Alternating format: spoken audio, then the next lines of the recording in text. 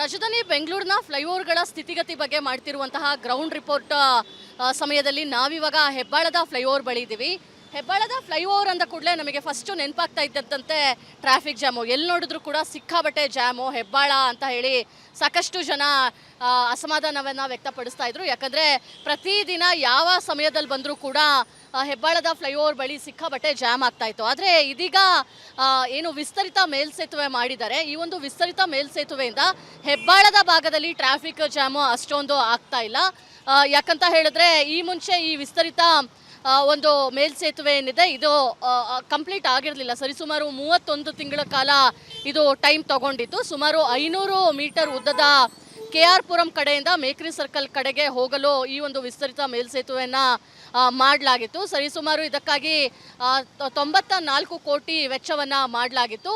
CM DCM ವರ್ಷದ ಹಿಂದಷ್ಟೇ ಈ ವಿಸ್ತರಿತ ಮೇಲ್ಸೇತುವೆಯನ್ನು ಉದ್ಘಾಟನೆ ಮಾಡಿದರು. ಹೀಗಾಗಿ ST ಮಾಲ್ ಏನಿದೆ ಆ ಭಾಗದಲ್ಲಿ ಉಂಟಾಗ್ತಿದ್ದಂತಹ ಟ್ರಾಫಿಕ್ ಜಾಮು ಸ್ವಲ್ಪ ಕಮ್ಮಿಯಾಗಿ ಬಾಟಲ್ ನೆಕ್ ಆಗ್ತಾ ಇದೆ. ಎಲ್ಲಿ ಅಂತ ಹೇಳಿದ್ರೆ ಈ ವಿಸ್ತರಿತ ಮೇಲ್ಸೇತುವೆ ಕೆಳಗಡೆವರೆಗೂ ಅಂದರೆ ಬ್ಯಾಪ್ಟಿಸ್ಟ್ ಹಾಸ್ಪಿಟಲಿಂದ ಸುಮಾರು ಮೇಕ್ರಿ ಸರ್ಕಲ್ವರೆಗೂ ಟ್ರಾಫಿಕ್ ಆಗ್ತಾ ಇದೆ, ಬಾಟಲ್ ನೆಕ್ ಟ್ರಾಫಿಕ್ ಆಗ್ತಾ ಇದೆ. ಆರಾಮಾಗಿ ನಿಮಗೆ ಈ ಹೆಬ್ಬಾಳದಿಂದ ಆರಾಮಾಗಿ ಬರ್ತಾರೆ. ಸೊ ಬಂದಂಥವರು ಬ್ಯಾಪ್ಟಿಸ್ಟ್ ಹಾಸ್ಪಿಟಲು ಮುಂದೆ CBI ಮೇಕ್ರಿ ಸರ್ಕಲ್ ಹತ್ರ ಅಲ್ಲಿ ಜಾಮಿಗೆ ಒಳಪಡ್ತಾ ಇರುವಂಥದ್ದು. ಅಂದರೆ ಇತ್ತೀಚಿನ ವರದಿಗಳೇನು ಹೇಳ್ತಾ ಇದೆ ಅಂತ ಹೇಳಿದ್ರೆ ಈ ಹೆಬ್ಬಾಳದಲ್ಲಿ ಮಾಡಿರುವಂತಹ ವಿಸ್ತರಿತ ಮೇಲ್ಸೇತುವೆಯಿಂದ 80% ರಿಲೀಫ್ ಸಿಕ್ಕಿದೆ ವಾಹನ ಸವಾರರಿಗೆ. 2 ನಿಮಿಷ ಟ್ರಾಫಿಕ್ನಲ್ಲಿ ಸಿಲುಕುವಂತಹ ಸಮಯ ಏನಿದೆ ಅದು ಉಳಿತಾಯ ಆಗ್ತಾ ಇದೆ ಅಂತ ಹೇಳಿ. ಆದರೆ ಎಲ್ಲೋ ಒಂದು ಕಡೆ ಈ ಯೋಜಿತ ಪ್ರಾಜೆಕ್ಟ್ ಏನು ಮಾಡಿದ್ರು ಅದು ಸಕ್ಸಸ್ಫುಲ್ ಆಗಿ ಆಗ್ತಾ ಇಲ್ಲ. ಮೇಲಿಂದ ಸ್ಪೀಡಾಗಿ ಆರಾಮಾಗಿ ಬರುವಂಥವರು ನಂತರ ಬ್ಯಾಪ್ಟಿಸ್ಟ್ ಹಾಸ್ಪಿಟಲು ಮೇಕ್ರಿ ಸರ್ಕಲ್ ಹತ್ರ ಅಲ್ಲಿ ಜಾಮ್ನಲ್ಲಿ ಸಿಲುಕುವಂತಹ ಸಮಸ್ಯೆ ಉಂಟಾಗ್ತಾ ಇದೆ. ಜೊತೆಗೆ ಈ ಭಾಗದಲ್ಲೂ ಕೂಡ ನೀವು ನೋಡ್ಬೋದು, ಅಂದರೆ ಟುವರ್ಡ್ಸ್ ಮಾನ್ಯತಾ ಟೆಕ್ ಪಾರ್ಕಿಗೆ ಹೋಗುವಂಥವರು ಕೂಡ ಈ ಒಂದು ಫ್ಲೈಓವರ್ ಮೇಲೇ ಜಾಮ್ ಆಗುವಂಥದ್ದನ್ನು ಕೂಡ ಕಾಣ್ಬೋದಾಗಿದೆ. ಅಂದರೆ ಇದು ಪೀಕ್ ಟೈಮು, ಬೆಳಗ್ಗೆ 8ರಿಂದ 10:30 11 ಗಂಟೆ, ಮತ್ತು ಸಂಜೆ 5ರಿಂದ ಸರಿಸುಮಾರು 7:30 8 ಗಂಟೆವರೆಗೂ ಇದೇ ರೀತಿಯಾಗಿ ಜಾಮ್ ಆಗುವಂಥದ್ದನ್ನು ನಾವು ನೋಡ್ಬೋದಾಗಿದೆ. ವಿಸ್ತರಿತ ಮೇಲ್ಸೇತುವೆ ಕೊಂಚ ರಿಲೀಫನ್ನು ಕೊಟ್ಟರೂ ಕೂಡ ವಿಸ್ತರಿತ ಮೇಲ್ಸೇತುವೆ ಎಲ್ಲಿ ಎಂಡ್ ಆಗುತ್ತೋ ಅಲ್ಲಿ ಟ್ರಾಫಿಕ್ ಜಾಮ್ ಸಮಸ್ಯೆ ಆಗ್ತಾ ಇರುವಂಥದ್ದು ಕೂಡ ಗೊತ್ತಾಗ್ತಾ ಇದೆ. ಜೊತೆಗೆ ಈ ಹಿಂದೆ ಹೆಬ್ಬಾಳದ ಏನು ಫ್ಲೈಓವರ್ ಬಳಿ ಇದ್ದಂತಹ ಜಾಮು ವರ್ಸ್ಟ್ ಜಾಮ್ ಅಂತ ಹೇಳಲಾಗ್ತಾ ಇತ್ತು. ಆದರೆ ಈ ಭಾಗದ ಸಮಸ್ಯೆಯನ್ನೇನೋ ಬಗೆಹರಿಸಲಾಗಿದೆ ಸರ್ಕಾರ. ಆದರೆ ಮುಂದೆ ಜೊತೆಗೆ ಹಿಂದೆ ಎಲ್ಲಿ ಮೇಲ್ಸೇತುವೆ ಎಂಡ್ ಆಗುತ್ತೆ, ವಿಸ್ತರಿತ ಮೇಲ್ಸೇತುವೆ ಎಂಡ್ ಆಗುತ್ತೆ, ಜೊತೆಗೆ ಹೆಬ್ಬಾಳದ ST ಮಾಲ್ ನಂತರ ಆಗುವಂತಹ ಜಾಮು ಇನ್ನೂ ಕೂಡ ಹಾಗೆ ಉಳಿದಿರುವಂಥದ್ದು. ಕ್ಯಾಮ್ರಾ ಪರ್ಸನ್ ಧನುಷ್ ಜೊತೆ ದೀಪ್ತಿ ತೋಳ್ಪಾಡಿ, ರಿಪಬ್ಲಿಕ್ ಕನ್ನಡ, ಬೆಂಗಳೂರು. ರಾಜಧಾನಿ ಬೆಂಗಳೂರಿನ ಫ್ಲೈಓವರ್ಗಳ ಸ್ಥಿತಿಗತಿ ಬಗ್ಗೆ ಮಾಡ್ತಿರುವಂತಹ ಗ್ರೌಂಡ್ ರಿಪೋರ್ಟ್ ಸಮಯದಲ್ಲಿ ನಾವಿವಾಗ ಹೆಬ್ಬಾಳದ ಫ್ಲೈಓವರ್ ಬಳಿ ಇದ್ದೀವಿ.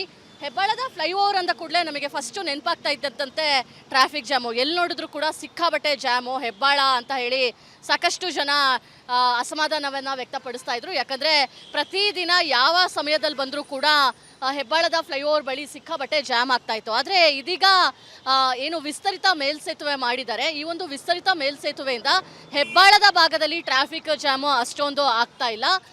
ಯಾಕಂತ ಹೇಳಿದ್ರೆ ಈ ಮುಂಚೆ ಈ ವಿಸ್ತರಿತ ಒಂದು ಮೇಲ್ಸೇತುವೆ ಏನಿದೆ ಇದು ಕಂಪ್ಲೀಟ್ ಆಗಿರಲಿಲ್ಲ. ಸರಿಸುಮಾರು 31 ತಿಂಗಳ ಕಾಲ ಇದು ಟೈಮ್ ತಗೊಂಡಿತ್ತು. ಸುಮಾರು 500 ಮೀಟರ್ ಉದ್ದದ KR ಪುರಂ ಕಡೆಯಿಂದ ಮೇಕ್ರಿ ಸರ್ಕಲ್ ಕಡೆಗೆ ಹೋಗಲು ಈ ಒಂದು ವಿಸ್ತರಿತ ಮೇಲ್ಸೇತುವೆಯನ್ನು ಮಾಡಲಾಗಿತ್ತು. ಸರಿಸುಮಾರು ಇದಕ್ಕಾಗಿ 94 ಕೋಟಿ ವೆಚ್ಚವನ್ನು ಮಾಡಲಾಗಿತ್ತು. CM DCM ವರ್ಷದ ಹಿಂದಷ್ಟೇ ಈ ವಿಸ್ತರಿತ ಮೇಲ್ಸೇತುವೆಯನ್ನು ಉದ್ಘಾಟನೆ ಮಾಡಿದರು. ಹೀಗಾಗಿ ST ಮಾಲ್ ಏನಿದೆ ಆ ಭಾಗದಲ್ಲಿ ಉಂಟಾಗ್ತಿದ್ದಂತಹ ಟ್ರಾಫಿಕ್ ಜಾಮು ಸ್ವಲ್ಪ ಕಮ್ಮಿಯಾಗಿ ಬಾಟಲ್ ನೆಕ್ ಆಗ್ತಾ ಇದೆ. ಎಲ್ಲಿ ಅಂತ ಹೇಳಿದ್ರೆ ಈ ವಿಸ್ತರಿತ ಮೇಲ್ಸೇತುವೆ ಕೆಳಗಡೆವರೆಗೂ, ಅಂದರೆ ಬ್ಯಾಪ್ಟಿಸ್ಟ್ ಹಾಸ್ಪಿಟಲಿಂದ ಸುಮಾರು ಮೇಕ್ರಿ ಸರ್ಕಲ್ವರೆಗೂ ಟ್ರಾಫಿಕ್ ಆಗ್ತಾ ಇದೆ, ಬಾಟಲ್ ನೆಕ್ ಟ್ರಾಫಿಕ್ ಆಗ್ತಾ ಇದೆ. ಆರಾಮಾಗಿ ನಿಮಗೆ ಈ ಹೆಬ್ಬಾಳದಿಂದ ಆರಾಮಾಗಿ ಬರ್ತಾರೆ. ಸೊ ಬಂದಂಥವರು ಬ್ಯಾಪ್ಟಿಸ್ಟ್ ಹಾಸ್ಪಿಟಲು ಮುಂದೆ CBI ಮೇಕ್ರಿ ಸರ್ಕಲ್ ಹತ್ರ ಅಲ್ಲಿ ಜಾಮಿಗೆ ಒಳಪಡ್ತಾ ಇರುವಂಥದ್ದು. ಅಂದರೆ ಇತ್ತೀಚಿನ ವರದಿಗಳೇನು ಹೇಳ್ತಾ ಇದೆ ಅಂತ ಹೇಳಿದ್ರೆ ಈ ಹೆಬ್ಬಾಳದಲ್ಲಿ ಮಾಡಿರುವಂತಹ ವಿಸ್ತರಿತ ಮೇಲ್ಸೇತುವೆಯಿಂದ 80% ರಿಲೀಫ್ ಸಿಕ್ಕಿದೆ ವಾಹನ ಸವಾರರಿಗೆ. 2 ನಿಮಿಷ ಟ್ರಾಫಿಕ್ನಲ್ಲಿ ಸಿಲುಕುವಂತಹ ಸಮಯ ಏನಿದೆ ಅದು ಉಳಿತಾಯ ಆಗ್ತಾ ಇದೆ ಅಂತ ಹೇಳಿ. ಆದರೆ ಎಲ್ಲೋ ಒಂದು ಕಡೆ ಈ ಯೋಜಿತ ಪ್ರಾಜೆಕ್ಟ್ ಏನು ಮಾಡಿದ್ರು ಅದು ಸಕ್ಸಸ್ಫುಲ್ ಆಗಿ ಆಗ್ತಾ ಇಲ್ಲ. ಮೇಲಿಂದ ಸ್ಪೀಡಾಗಿ ಆರಾಮಾಗಿ ಬರುವಂಥವರು ನಂತರ ಬ್ಯಾಪ್ಟಿಸ್ಟ್ ಹಾಸ್ಪಿಟಲು ಮೇಕ್ರಿ ಸರ್ಕಲ್ ಹತ್ರ ಅಲ್ಲಿ ಜಾಮ್ನಲ್ಲಿ ಸಿಲುಕುವಂತಹ ಸಮಸ್ಯೆ ಉಂಟಾಗ್ತಾ ಇದೆ. ಜೊತೆಗೆ ಈ ಭಾಗದಲ್ಲೂ ಕೂಡ ನೀವು ನೋಡ್ಬೋದು, ಅಂದರೆ ಟುವರ್ಡ್ಸ್ ಮಾನ್ಯತಾ ಟೆಕ್ ಪಾರ್ಕಿಗೆ ಹೋಗುವಂಥವರು ಕೂಡ ಈ ಒಂದು ಫ್ಲೈಓವರ್ ಮೇಲೇ ಜಾಮ್ ಆಗುವಂಥದ್ದನ್ನು ಕೂಡ ಕಾಣ್ಬೋದಾಗಿದೆ. ಅಂದರೆ ಇದು ಪೀಕ್ ಟೈಮು, ಬೆಳಗ್ಗೆ 8ರಿಂದ 10:30 11 ಗಂಟೆ, ಮತ್ತು ಸಂಜೆ 5ರಿಂದ ಸರಿಸುಮಾರು 7:30 8 ಗಂಟೆವರೆಗೂ ಇದೇ ರೀತಿಯಾಗಿ ಜಾಮ್ ಆಗುವಂಥದ್ದನ್ನು ನಾವು ನೋಡ್ಬೋದಾಗಿದೆ. ವಿಸ್ತರಿತ ಮೇಲ್ಸೇತುವೆ ಕೊಂಚ ರಿಲೀಫನ್ನು ಕೊಟ್ಟರೂ ಕೂಡ ವಿಸ್ತರಿತ ಮೇಲ್ಸೇತುವೆ ಎಲ್ಲಿ ಎಂಡ್ ಆಗುತ್ತೋ ಅಲ್ಲಿ ಟ್ರಾಫಿಕ್ ಜಾಮ್ ಸಮಸ್ಯೆ ಆಗ್ತಾ ಇರುವಂಥದ್ದು ಕೂಡ ಗೊತ್ತಾಗ್ತಾ ಇದೆ. ಜೊತೆಗೆ ಈ ಹಿಂದೆ ಹೆಬ್ಬಾಳದ ಏನು ಫ್ಲೈಓವರ್ ಬಳಿ ಇದ್ದಂತಹ ಜಾಮು ವರ್ಸ್ಟ್ ಜಾಮ್ ಅಂತ ಹೇಳಲಾಗ್ತಾ ಇತ್ತು. ಆದರೆ ಈ ಭಾಗದ ಸಮಸ್ಯೆಯನ್ನೇನೋ ಬಗೆಹರಿಸಲಾಗಿದೆ ಸರ್ಕಾರ. ಆದರೆ ಮುಂದೆ ಜೊತೆಗೆ ಹಿಂದೆ ಎಲ್ಲಿ ಮೇಲ್ಸೇತುವೆ ಎಂಡ್ ಆಗುತ್ತೆ, ವಿಸ್ತರಿತ ಮೇಲ್ಸೇತುವೆ ಎಂಡ್ ಆಗುತ್ತೆ, ಜೊತೆಗೆ ಹೆಬ್ಬಾಳದ ST ಮಾಲ್ ನಂತರ ಆಗುವಂತಹ ಜಾಮು ಇನ್ನೂ ಕೂಡ ಹಾಗೆ ಉಳಿದಿರುವಂಥದ್ದು. ಕ್ಯಾಮ್ರಾ ಪರ್ಸನ್ ಧನುಷ್ ಜೊತೆ ದೀಪ್ತಿ ತೋಳ್ಪಾಡಿ, ರಿಪಬ್ಲಿಕ್ ಕನ್ನಡ, ಬೆಂಗಳೂರು. ರಾಜಧಾನಿ ಬೆಂಗಳೂರಿನ ಫ್ಲೈಓವರ್ಗಳ ಸ್ಥಿತಿಗತಿ ಬಗ್ಗೆ ಮಾಡ್ತಿರುವಂತಹ ಗ್ರೌಂಡ್ ರಿಪೋರ್ಟ್ ಸಮಯದಲ್ಲಿ ನಾವಿವಾಗ ಹೆಬ್ಬಾಳದ ಫ್ಲೈಓವರ್ ಬಳಿ ಇದ್ದೀವಿ. ಹೆಬ್ಬಾಳದ ಫ್ಲೈಓವರ್ ಅಂದ ಕೂಡಲೇ ನಮಗೆ ಫಸ್ಟು ನೆನಪಾಗ್ತಾ ಇದ್ದಂತೆ ಟ್ರಾಫಿಕ್ ಜಾಮು. ಎಲ್ಲಿ ನೋಡಿದ್ರು ಕೂಡ ಸಿಕ್ಕಾಬಟ್ಟೆ ಜಾಮು ಹೆಬ್ಬಾಳ ಅಂತ ಹೇಳಿ ಸಾಕಷ್ಟು ಜನ ಅಸಮಾಧಾನವನ್ನು ವ್ಯಕ್ತಪಡಿಸ್ತಾ ಇದ್ರು. ಯಾಕಂದರೆ ಪ್ರತಿದಿನ ಯಾವ ಸಮಯದಲ್ಲಿ ಬಂದರೂ ಕೂಡ ಹೆಬ್ಬಾಳದ ಫ್ಲೈಓವರ್ ಬಳಿ ಸಿಕ್ಕಾಬಟ್ಟೆ ಜಾಮ್ ಆಗ್ತಾ ಇತ್ತು. ಆದರೆ ಇದೀಗ ಏನು ವಿಸ್ತರಿತ ಮೇಲ್ಸೇತುವೆ ಮಾಡಿದ್ದಾರೆ, ಈ ಒಂದು ವಿಸ್ತರಿತ ಮೇಲ್ಸೇತುವೆಯಿಂದ ಹೆಬ್ಬಾಳದ ಭಾಗದಲ್ಲಿ ಟ್ರಾಫಿಕ್ ಜಾಮು ಅಷ್ಟೊಂದು ಆಗ್ತಾ ಇಲ್ಲ. ಯಾಕಂತ ಹೇಳಿದ್ರೆ ಈ ಮುಂಚೆ ಈ ವಿಸ್ತರಿತ ಒಂದು ಮೇಲ್ಸೇತುವೆ ಏನಿದೆ ಇದು ಕಂಪ್ಲೀಟ್ ಆಗಿರಲಿಲ್ಲ. ಸರಿಸುಮಾರು 31 ತಿಂಗಳ ಕಾಲ ಇದು ಟೈಮ್ ತಗೊಂಡಿತ್ತು. ಸುಮಾರು 500 ಮೀಟರ್ ಉದ್ದದ KR ಪುರಂ ಕಡೆಯಿಂದ ಮೇಕ್ರಿ ಸರ್ಕಲ್ ಕಡೆಗೆ ಹೋಗಲು ಈ ಒಂದು ವಿಸ್ತರಿತ ಮೇಲ್ಸೇತುವೆಯನ್ನು ಮಾಡಲಾಗಿತ್ತು. ಸರಿಸುಮಾರು ಇದಕ್ಕಾಗಿ 94 ಕೋಟಿ ವೆಚ್ಚವನ್ನು ಮಾಡಲಾಗಿತ್ತು. CM DCM ವರ್ಷದ ಹಿಂದಷ್ಟೇ ಈ ವಿಸ್ತರಿತ ಮೇಲ್ಸೇತುವೆಯನ್ನು ಉದ್ಘಾಟನೆ ಮಾಡಿದರು. ಹೀಗಾಗಿ ST ಮಾಲ್ ಏನಿದೆ ಆ ಭಾಗದಲ್ಲಿ ಉಂಟಾಗ್ತಿದ್ದಂತಹ ಟ್ರಾಫಿಕ್ ಜಾಮು ಸ್ವಲ್ಪ ಕಮ್ಮಿಯಾಗಿ ಬಾಟಲ್ ನೆಕ್ ಆಗ್ತಾ ಇದೆ. ಎಲ್ಲಿ ಅಂತ ಹೇಳಿದ್ರೆ ಈ ವಿಸ್ತರಿತ ಮೇಲ್ಸೇತುವೆ ಕೆಳಗಡೆವರೆಗೂ, ಅಂದರೆ ಬ್ಯಾಪ್ಟಿಸ್ಟ್ ಹಾಸ್ಪಿಟಲಿಂದ ಸುಮಾರು ಮೇಕ್ರಿ ಸರ್ಕಲ್ವರೆಗೂ ಬಾಟಲ್ ಟ್ರಾಫಿಕ್ ಆಗ್ತಾ ಇದೆ, ಬಾಟಲ್ ನೆಕ್ ಟ್ರಾಫಿಕ್ ಆಗ್ತಾ ಇದೆ. ಆರಾಮಾಗಿ ನಿಮಗೆ ಈ ಹೆಬ್ಬಾಳದಿಂದ ಆರಾಮಾಗಿ ಬರ್ತಾರೆ. ಸೊ ಬಂದಂಥವರು ಬ್ಯಾಪ್ಟಿಸ್ಟ್ ಹಾಸ್ಪಿಟಲು ಮುಂದೆ CBI ಮೇಕ್ರಿ ಸರ್ಕಲ್ ಹತ್ರ ಅಲ್ಲಿ ಜಾಮಿಗೆ ಒಳಪಡ್ತಾ ಇರುವಂಥದ್ದು.